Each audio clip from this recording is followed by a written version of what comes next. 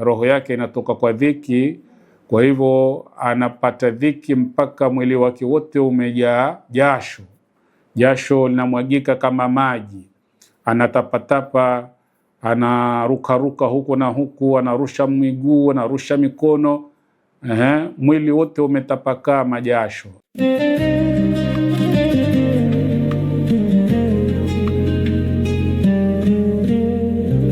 Tutazungumzia alamatu husnil khatima, alama za mwisho mwema, alama za mwisho mwema. Ni wazi kwamba tupo katika dunia hii na tutapita hapa katika hii dunia, na kile kitakachotupitisha katika dunia hii ni mauti. Mauti ndio ambayo yatatutoa katika hii dunia. Tunategemea Muislamu au mwanadamu atakapoondoka dunia hii aondoke akiwa ameyatenda yaliyo mema, aondoke akiwa ni miongoni mwa wema, asiondoke akiwa ni miongoni mwa watu waovu. Sasa kuna alama gani ambazo lau zitaonekana alama hizo au zitafanyika alama hizo kwa aliyekufa, tutahukumu au tutazingatia kwamba huyu ndugu yetu ameondoka na hatima njema, hatima yake ilikuwa njema, mwisho wake ulikuwa mwema, na anakokwenda anayaendea mazuri wala hayaendei mabaya. Ndugu zangu, inna shari'a al-hakima qad ja'ala alamatin bayinatin yustadallu biha ala husni al-khatima. Ash-shari'a al-hakim, muumba wa mbingu na ardhi ambaye ni Allah subhanahu wa ta'ala, kwa sababu yeye ndiye ambaye anatuwekea sheria. Lakini hata mtume wake Muhammad sallallahu alaihi wasallam anatuwekea sheria kwa amri ya Allah subhanahu wa ta'ala.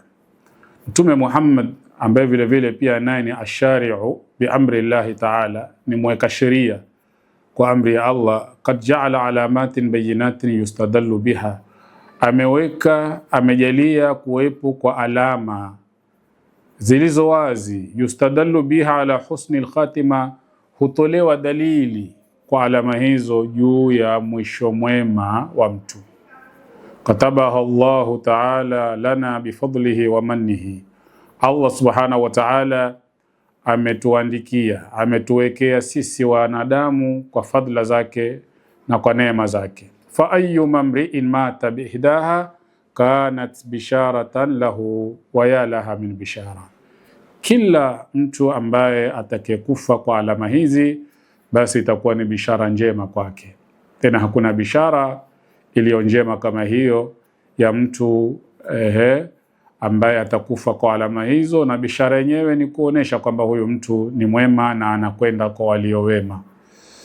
Alula, alama ya kwanza, nutquhu bishahadati inda almauti wa fi ahadith, kutamka kwake shahada wakati wa kufa kwake. Na kwenye hili ziko hadithi kadhaa zenye kuthibitisha kwamba yule ambaye atakufa baada ya kutamka kalimatu shahada, ashhadu an la ilaha illa Allah wa ashhadu anna Muhammadan rasulullah, huyo atakuwa amekufa kwa dalili njema.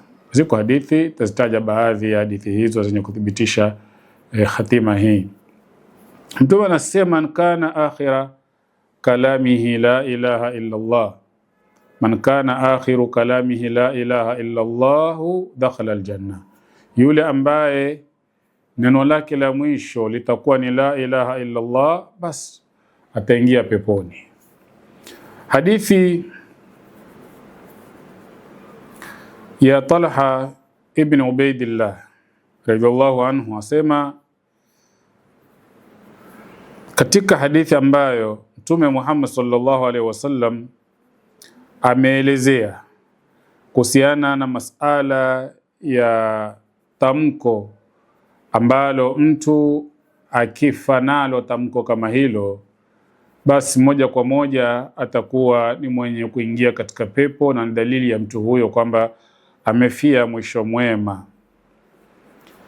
Iko hadithi ambayo ndani yake Mtume Muhammad sallallahu alaihi wasallam anazungumzia kuhusu tamko ambalo mtu atakayekufa kwa tamko hilo amekufa katika hali njema. Mmoja katika sahaba akalizungumzia kwamba tamko hilo, inni la a'lam ma hiya, qala wa ma hiya, qala ta'lam kalimatan a'dham min kalimati amrin amara biha Rasulullah sallallahu alaihi wasallam, tamko ambalo mtume wa Allah ameliamrisha inda al-maut, ambalo ni la ilaha illa Allah. Tamko hili mtu atakapolitamka, basi moja kwa moja atakuwa ametamka neno kubwa kabisa ambalo litamfikisha katika hatima njema. Na ndio maana tukaweza kuzungumzia masala ya talqin almayit au almuhtadhar, kumfanyia talqini yule ambaye amefikiwa na mauti, kumwambia aseme la ilaha illa Allah pale atakapokuwa yupo katika sakaratul maut au yupo katika matangulizi ya mauti. Tunaona kila dalili kwamba huyu ndugu yetu yuafa. Mwongozo wa mtume wetu Muhammad sallallahu alaihi wasallam ni sisi kumwambia sema la ilaha illa Allah. Wale waliopo karibu yake wamwambie aseme la ilaha illa Allah. Basi yule ambaye atatamka neno hili na likawa ndio neno lake la mwisho, ni dalili kwamba mtu huyo mwisho wake ni mwema na anakwenda kwa walio wema. Jambo la pili, almautu birashhil jabin, ni mtu kufa akitokwa na jasho jembamba kwenye bapa lake la uso. Mtu kufa akitokwa na jasho jembamba kwenye bapa lake la uso. Hadithi ya Buraida ibn Husayb radhiallahu anhu annahu kana bi Khurasani faada akhan lahu wa huwa maridh. Sahaba huyo alikuwa katika eneo la Khurasani, katika miji hii miongoni mwa miji ambayo ilikuwa na Waislamu na Uislamu. Akamtembelea ndugu yake aliyokuwa mgonjwa, fawajadahu bilmauti, akampata katika hali ya kufa, amepo katika harakati zile za kutokwa na roho. Wa idha huwa bi'araqi jabinihi, mara akampata kwenye uso wake, bapa lake la uso kunatoka majasho yale membamba yanatirizika kwenye uso wake. Faqala Allahu akbar, Buraida bin Husayb akatokwa na neno hili Allahu akbar la mshangao.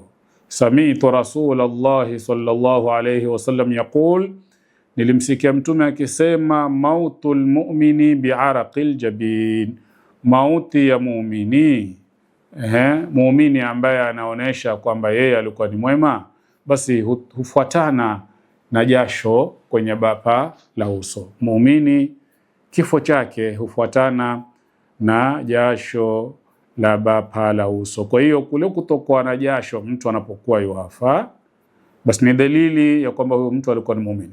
Lakini jasho lenyewe, ndugu zangu, tutofautishe. Kuna jasho la adhabu, manake huyu mtu kwa sababu ya uovu wake roho yake inatoka kwa dhiki, kwa hivyo anapata dhiki mpaka mwili wake wote umejaa jasho.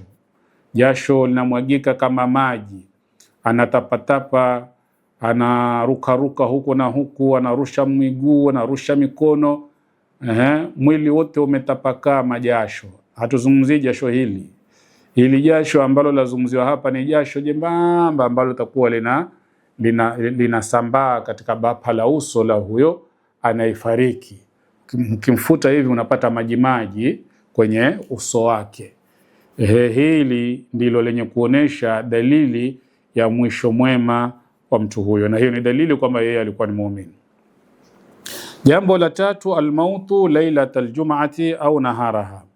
Jambo la tatu lenye kuonesha mwisho mwema wa mtu kwenye kufa kwake ni mtu afe usiku wa Ijumaa ama mchana wa Ijumaa. Liqaulihi sallallahu alayhi wasallam, kwa kauli yake mtume aliposema ma min muslimin yamutu yawmal jumaa, hakuna muislamu atakayekufa siku ya Ijumaa au lailatul jumaa ama usiku wa Ijumaa. Ma min muslimin yamutu yawmal jumaa, hakuna muislamu atakayekufa mchana wa Ijumaa au lailatul jumaati au usiku wa Ijumaa illa waqahu Allahu fitnatal qabri, isipokuwa Allah subhanahu wa ta'ala atamkinga na adhabu ya kaburini. Huu ni ushahidi ndugu zangu ambao unathibitisha fika kwamba kifo cha mtu siku ya Ijumaa, iwe mchana iwe usiku, basi ni dalili ya wema wake na Allah subhanahu wa ta'ala atamwepusha na adhabu ya kaburi kwa kufa kwenye siku ile. Ile lina mjadala kwa sababu Mtume Muhammad sallallahu alaihi wasallam amelithibitisha, na hili linafungamana na amali yako. Wako makafiri wanakufa siku ya Ijumaa kwa kuwa ni Allah subhanahu wa ta'ala amemkadiria kadari yake afe kwenye siku hiyo ya Ijumaa. Maadamu tunamshuhudia huyu ni kafiri na amekufa siku ya Ijumaa, atakuwa haingii katika kumthibitishia mwisho mwema. Tunamthibitishia mwisho mwema Muislamu aliyekufa na imani yake kwenye siku ya Ijumaa, ndipo huyu tumthibitishia kwamba kuna ishara njema ambazo anaziendea. Lakini mtu ambaye amekufa tukijua ni kafiri, ni mushrik, hata kama atakufa siku ya Ijumaa, kufa kwake siku ya Ijumaa hakumsaidii kitu chochote. Kwa hivyo hapa tunathibitisha mwisho mwema kwa waumini kuhusiana na hili la kufa kwenye siku ya Ijumaa. Arabia, jambo la 4, al-istishhadu fi sahati al-qital, ni kufa katika uwanja wa vita. Uwanja wa vita vya jihadi, vita vya kupigania dini ya Allah subhanahu wa ta'ala. Yoyote yule ambaye mauti yake atatokamana na uwanja wa vita, atatokamana na kuipigania dini, basi huyo amekifia kifo kilicho chema na ameishia mwisho uliomwema. Qala Allah ta'ala, Allah anasema kwenye Qur'ani, wala tahsabanna alladhina qutilu fi sabilillahi amwata, msiwadhania wale waliouawa katika njia ya Allah kwamba wamekufa, bal hum ahyaun inda rabbihim yurzaquna, bali wako hai kwa Mola wao wanaruzukiwa, farihina bima atahumullahu min fadlihi, wanafurahikia kwa fadla ambazo Allah amewapa, wayastabshiruna billadhina lam yalhaqu bihim, na wanatoa bishara kwa wale ambao bado hawajakutana nao, min khalfihim, walioka nyuma yao, alla khawfun alaihim wala hum yahzanun, kwamba hawana hofu juu yao wala hawata huzuni. Yastabshiruna bi ni'mati min Allah wa fadl, wana kila aina ya bishara wanaoipata kwa neema ya Allah na fadla. Wa anna Allah la yudhi'u ajra almu'minina, na kwamba Allah subhanahu wa ta'ala hapotezi wala hapitishi patupu ujira wa waumini. Hii ni aya, ndugu zangu, ambayo ipo katika sura Al-Imran aya 169 mpaka aya 171, inathibitisha wema wa wanaokufa katika vita vya jihadi. Lakini katika hadithi Mtume anasema, lishahidi inda Allah sittu khisalin, shahidi kwa Allah subhanahu wa ta'ala na mambo 6 yaliyo maalumu kwake yule ambaye atakufa katika uwanja wa vita vya jihad. La kwanza, yukfaru lahu fi awwali dufa'ati min damihi, atasamehewa madhambi, ama anasamehewa kuanzia tone la kwanza la damu yake, ile damu iliyomwagika kwenye vita vile yake, basi tone la kwanza linalomwagika ni ishara ya kusamehewa dhambi lake. Nasema wayura maq'adahu min aljanna, na anaoneshwa makao yake peponi.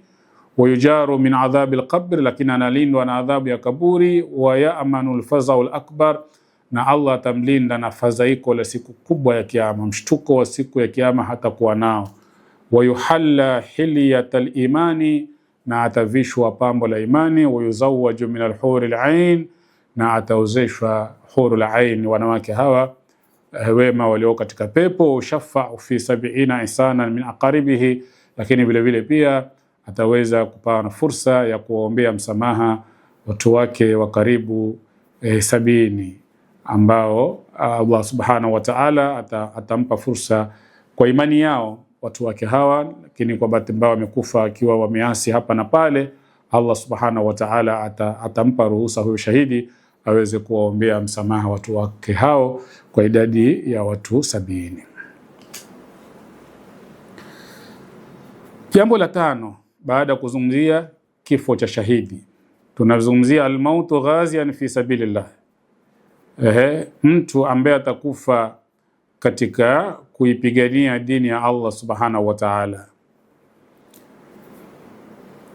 Mtu ambaye atakufa kupigania dini ya Allah subhanahu wa ta'ala, azakuwa ameenda katika vita lakini asife katika hiyo vita, ameenda lakini akafa kutokamana na maradhi mengine, hakufa kwa natija ya vile vita, labda akapigwa risasi vitani au akapigwa mshale au akakatwa na upanga, ameenda kule akapatikana maradhi akafa, huyo pia naye anahesabika amekufa kifo kilicho kizuri. Katika hadithi Mtume anasema ma ta'udduna shahida fikum, mashahidi nyinyi mnawahesabu ni kina nani? Qalu ya Rasulullah, sahaba akasema ewe Mtume wa Mwenyezi Mungu, man qutila fi sabilillah fa huwa shahidun. Yule ambaye atauawa katika njia ya Allah, huyo ndo shahidi. Masahaba wakamweleza Mtume hivyo. Sisi tunajua kwamba yule atakayekufa vitani akafa kwa athari ya vita, basi huyo ndo shahidi. Qala, Mtume akasema inna shuhadaa ummati idhan la qalilun, basi kama ni hivyo itakuwa mashahidi katika umma wangu ni wachache. Qalu faman hum ya Rasulullah, basi ni kina nani ya Rasulullah, kama si hao waliokufa vitani au waliokufa kwa athari ya vita, ni kina nani hao ambao ni mashahidi ya Rasulullah? Mtume sallallahu alayhi wasallam akasema kuelezea, man qutila fi sabilillah fa huwa shahidun, yule ambaye atauawa katika njia ya Allah ni nani? Ni shahidi, yani akafa kwa athari ya vita vile. Wa man mata fi sabilillah fa huwa shahid lakini vile vile yule ambaye atakufa katika njia ya Allah, ameenda vitani huko lakini hakufa kwa athari ya vita, akafa kwa sababu nyingine, huyo pia naye pia ni shahidi. Wa man mata fi ta'uni fa huwa shahid, na yule ambaye atakufa kwa ta'un pia naye huyo ni shahidi. At-ta'uni ni maradhi ambayo yananasibishwa na tumbo, wengine wanatafsiri ni maradhi ya kipindupindu. Wa man mata fil batni, na yule ambaye atakufa kwa maradhi ya tumbo, labda kufura, fa huwa shahidun, naye ni shahidi. Wal ghariqu shahidun, lakini vile vile yule ambaye atakufa maji, yani amezama mtoni, amezama baharini, pia naye ni shahidi. Kwa hiyo Mtume Muhammad sallallahu alaihi wasallam akahesabu daraja kadhaa hapa za mashahidi, bali na yule ambaye atakufa vitani kwa athari ya vita ambayo imempelekea yeye kufa. Hawa wengine wote ambao wamewataja hapa Mtume, akiwemo huyo ambaye atakufa katika viwanja vya vitani, japo ni kwa sababu nyingine, si hiyo vita iliyompelekea kufa, bali imetokea sababu nyingine kama alivyozungumzia, labda maradhi yametokea akafa huko vitani, huyo pia naye amekufa katika kifo ambacho kinazingatiwa kuwa ni kifo kilicho na bishara njema kwake. Jambo la sita ni almautu bita'un, kufa kwa maradhi ya ta'un. Na maradhi ya ta'un kama nilivyoelezea ni maradhi ambayo ni ya tumbo, haya kuendesha, kuharisha, kutapika, ni maradhi ambayo yanajulikana kwa maana tofauti, wengine wakaitaja kwamba ni maradhi ya kipindupindu. Mwenye kufa kwa maradhi haya bila shaka naye atakuwa ni shahidi. Katika hadithi ya Hafsa ibn Sirin, qala li Anas bin Malik, asema Anas bin Malik asema bima mata Yahya bin Abi Amra, qalat qultu bita'un, faqala qala Rasulullah sallallahu alaihi wasallam at-ta'unu shahadatu likulli muslimin. Anas bin Malik aliulizia kifo cha Yahya bin Amra kilitokamana na nini, akajibiwa na Hafsa kwamba kilitokamana na ta'un, na hapo akasema Anas kwamba nimemsikia Mtume akisema at-ta'unu shahadatun likulli muslimin, ta'uni ni shahada ya kila Muislamu. Jambo la saba, almautu bida'il batn, kifo ambacho kimetokamana na ugonjwa wa tumbo. Ugonjwa wa tumbo, maradhi ya tumbo ni mengi, izokuwa vidonda vya tumbo, maradhi ya tumbo, labda tumbo kufura na mengineo ambayo labda yatakuwa yamesababishwa na kuharibika vitu vya ndani ya tumbo, mtu akafa kupitia maradhi hayo, basi huyo naye vile vile pia amekufa katika kifo chenye kuthibitisha wema wake, na ni katika daraja za mashahidi. Wa man mata fil batni fa huwa shahidun, kama tulivyoelezea katika riwaya ya kwanza niliyoisoma hapa, Mtume akisema wa man mata fil batni fa huwa shahidun, yule ambaye atakufa kwa maradhi ya tumbo basi naye pia ni shahidi. Hilo ni jambo la saba. Lakini vile vile jambo la nane Mtume anasema almautu, Mtume anasema kulithibitisha hili, almautu bilgharaqi walhadmi, kufa kwa kuzama maji au kwa kuangukiwa na jengo, pia ni kifo kilichotambuliwa na mtume wetu Muhammad sallallahu alaihi wasallam kama kifo cha shahidi. Liqaulihi sallallahu alaihi wasallam, mtume anasema ashuhadau khamsa, mashahidi ni watano, almat'unu walmabtunu walgharaq. Almat'unu ni huyo ambaye amekufa na maradhi ya kipindupindu, walmabtunu ni mtu aliyekufa kwa maradhi ya tumbo, lakini walgharaq mtu ambaye amekufa kwa maradhi kwa sababu ya kuzama maji, waswahibul hadmi na mtu ambaye amekufa kwa sababu ya kuangukiwa na kitu kizito, ameangukiwa na jengo mfano, ameangukiwa na mti au ameangukiwa na kabati kubwa likammaliza likamfinika. Yoyote yule ambaye atakufa kwa kuangukiwa na kitu kizito anaingia hapa. Walakini washahidu fi sabilillah, na shahidi katika njia ya Allah subhanahu wa ta'ala. Japo mashahidi hawa wametofautiana, hawa wote hawana hukumu sawasawa na shahidi yule ambaye amekufa katika vita. Yule ana hukumu yake kando. Hapa tunazungumzia shahidi katika upande wa daraja na fadla na neema na ubora wa mauti ya mtu, lakini hatuzungumzii shahidi yule ambaye atakuwa amekufa vitani, ambaye ana hukumu zake kando, kama tutakavyokuja kuzizungumzia, ambazo hawana wale wengine ambao pia nao wanaitwa mashahidi, kama hawa walikufa na maradhi ya kipindupindu au maradhi ya tumbo au wamekufa maji au wameangukiwa na kitu kizito. Tutakuja kumzungumzia shahidi huyu aliyekuwa vitani ana mambo gani hasa ambao ametofautiana na mashahidi wengine, tutakapofika katika kuzungumzia ashahidu katika masala ya kuoshwa na kuswaliwa na kukafiniwa. Al-ashira, jambo la 10, mautul mar'ati fi nifasiha bisababi waladiha. Jambo la 10 lenye kuonesha ishara njema na hatima njema ya mtu ni mwanamke kufa kwenye nifasi yake kwa sababu ya mtoto aliyemzaa.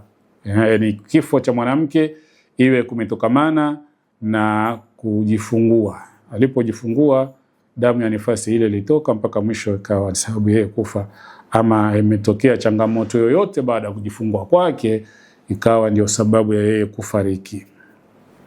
Hili ndugu zangu vile vile limethibitishwa na Mtume Muhammad sallallahu alaihi wasallam katika hadithi. Baada ya kutaja sampuli za shuhada akamtaja vile vile wal mar'atu yaqtuluha waladuha, mwanamke ambaye atauawa na mtoto wake jamaa, mtoto ambaye amemzaa, mtoto ambaye amemzaa na ikawa ni sababu ya yeye kufariki.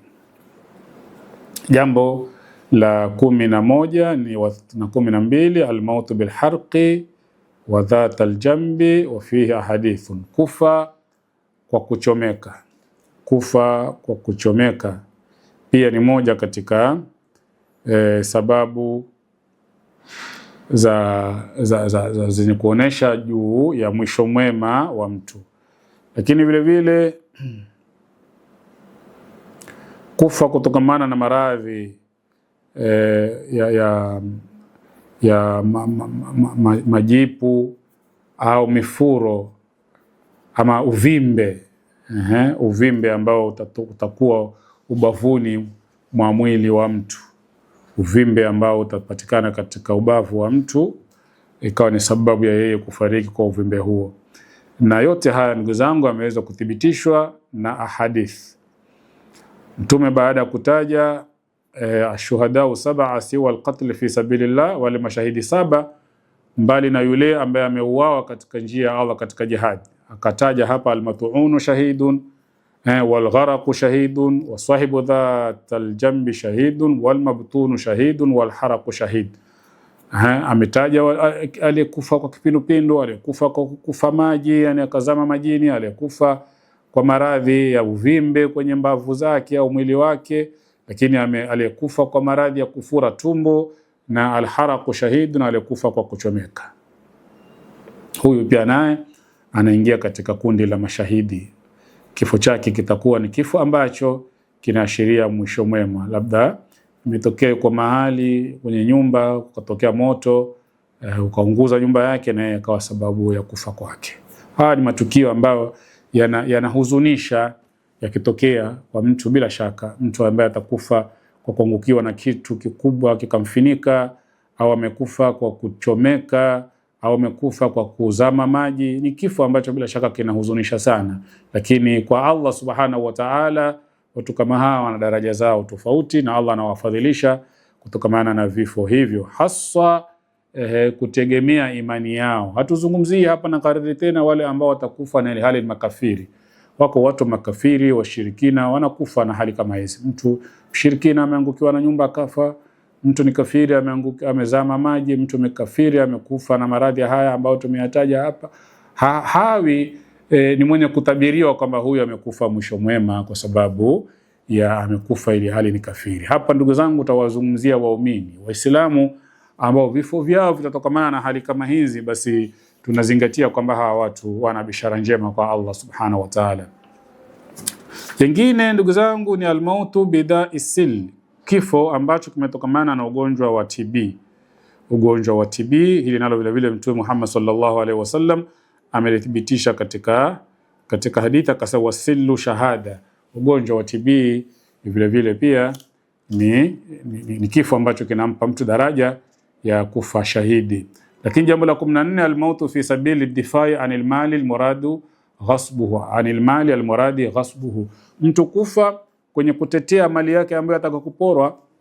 Mtu amekuja nyumbani kwako ataka kuipora nyumba yako, kupora mali yako ndani ya nyumba yako, ukaamua kujitetea, ukaamua kuilinda mali ile, kuiokoa, lakini ikatokea kwenye kuingangania mali yako na kuiokoa mali yako kutokamana na huyo adui aliyekuvamia, ukawa ni mwenye kuuawa, basi wewe utakuwa vile vile pia umekufa ili hali ni shahidi. Mtume anasema man qutila duna malihi, wa fi riwaya man urida maluhu bighairi haqqin faqatala, yule ambaye atauawa kwa sababu ya kupigania mali yake. Ama katika riwaya nyingine Mtume akasema man urida maluhu bighairi haqqin, yule ambaye mali yake atataka kupokonywa bila haki, faqatala, akapambana kuiokoa mali yake, faqutila, akawawa, fa huwa shahidun, basi huyo mtu amekufa shahidi.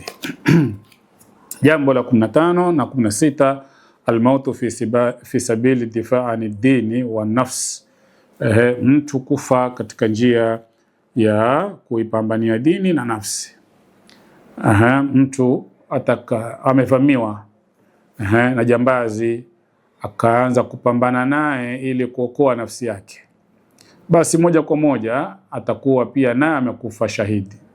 Mtume anasema man kutila duna malihi fa huwa shahid, yule ambaye atauawa kwa kupigania mali yake ni shahid. Wa man kutila duna ahli fa huwa shahid, yule ambaye atauawa kwa kupigania watu wake ni shahid. Kumeingia jambazi ndani ya nyumba, ataka kudhuru watu wako, atakudhuru watoto wako, ataka kudhuru wake zako ama mke wako, ukaamua kupambana naye, ikawa ndo sababu wewe kufa, basi Mtume Muhammad sallallahu alaihi wasallam anasema wewe umekufa kifo cha shahidi. Wa man kutila duna dinihi fa huwa shahidun, na yule ambaye atakufa kuipigania dini yake pia naye ni shahidi.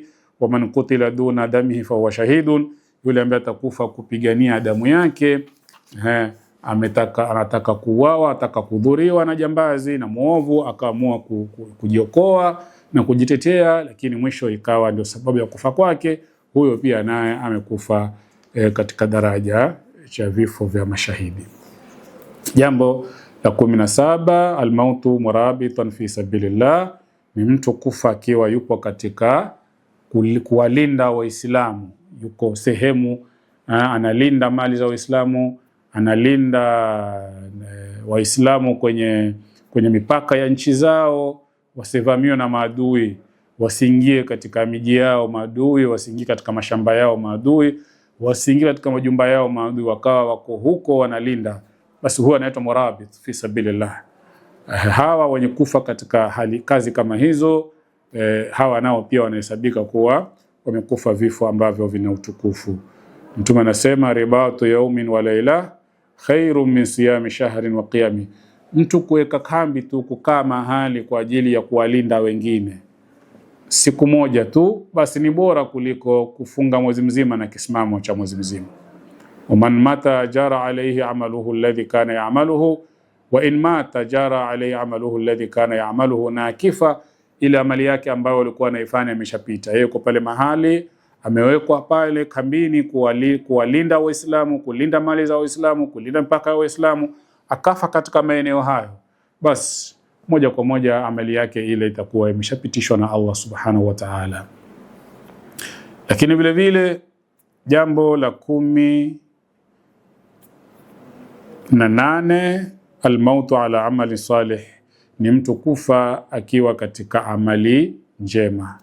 Yani kifo chako kikutokee wewe uko katika ibada, labda umefunga, waswali, upo katika kugawanya sadakati, upo katika viwanja vya da'wa, umeenda kulingania, mauti yakakutokea huko, basi wewe umekufa kifo kilicho na ashirio lililojema. Mtume anasema, man qala la ilaha illa Allah ibtighaa wajhi Allah khutima lahu biha dakhala aljanna.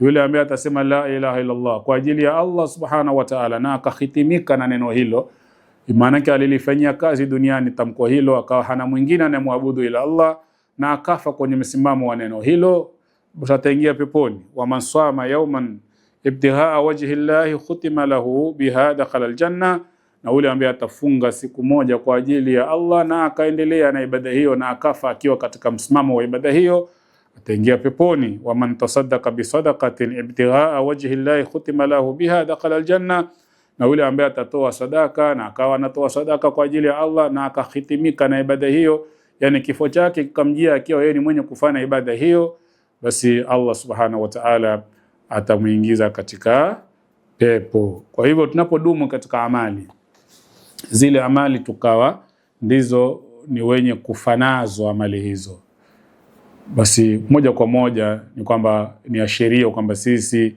tumekufa katika vifo vilivyo vitakatifu, vifo vya watu wema.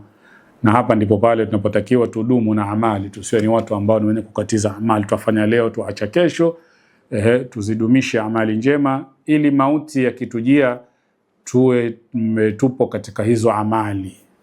Mauti amenijia sasa hivi, na sasa hivi nataka kuifanya amali hiyo, kama ni swala, kama ni funga, kama ni zaka, kama ni sadakati, kama ni kusomesha elimu, kama ni kufanya dawa, ni amali ambazo takiwa tudumu nazo. Kama ni istighfari na kusoma Qur'ani, ni amali ambazo tutakiwa ni wenye kudumu nazo mpaka pale mauti yatakapotujia, yatujie tukiwa tumekufa, tukiwa ni watu ambao tunazitekeleza ibada hizo. Ndugu zangu, hizi ni baadhi tu ya hizo alamati ambazo thabatat biha sunna. Sunna imezithibitisha hizi alama kama alivyokusanya al-Imam Albani rahimahullah kwenye kitabu chake hichi Ahkamul Janaiz wa Bid'ah, ambazo zinaashiria kwamba Muislamu huyo amekufa katika kifo kilicho kizuri kinachotarajiwa mbele ya Allah subhanahu wa ta'ala. Mtu kama huyo atakuwa na mafanikio. Tumuombe Allah subhanahu wa ta'ala tujalie nasi tuweze kuzipata alama hizi.